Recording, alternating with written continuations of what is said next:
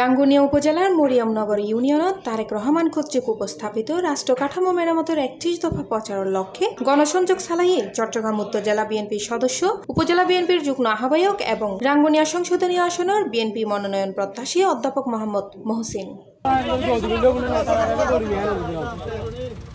অক্টোবরের ২৪ তারিখ শুক্রবার বিএলএ রাহাতিয়া দরবার শরীফ জিয়ারতের মাধ্যমে লিফলেট বিতরণ ও গণসংযোগ কার্যক্রম শুরু করে ও এরপর ইউনিয়নের বিভিন্ন এলাকার গণসংযোগ চালানো হয়।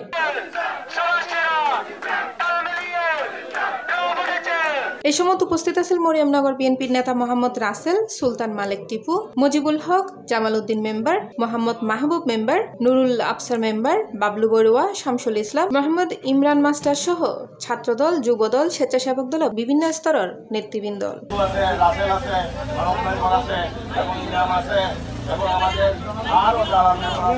গণসংযোগ খালে বিভিন্ন পথসভাত বক্তব্য দেয় অধ্যাপক মোহাম্মদ মহসিন ও হয় এই ৩১ দফা আমাদের ভারপ্রাপ্ত চেয়ারম্যান তারেক রহমান সাহেবের বিভিন্ন পেশাজীবীর মানুষের সাথে কথা বলে ওনাদের প্রাণের দাবিগুলো যোগ করেছে। এখানে আমি দীর্ঘদিন থেকে শহীদ প্রেসিডেন্ট জিয়া রহমানের আদর্শ করালো, আমি ছোটকাল থেকে শহীদ প্রেসিডেন্ট জিয়া রহমান আদর্শ করতেছি। আমাদেরকে কেউ কিনতে পারে না, আদর্শ বিচ্যুত করতে পারে না। ১৭ বছর পারেনি আওয়ামী লীগেরা, এখনো ভবিষ্যতেও পারবে না। আমি দলের একজন অনুগত সৈনিক, শহীদ জিয়া রহমানের আদর্শের করা একজন কর্মী। C+ TV Chittagong.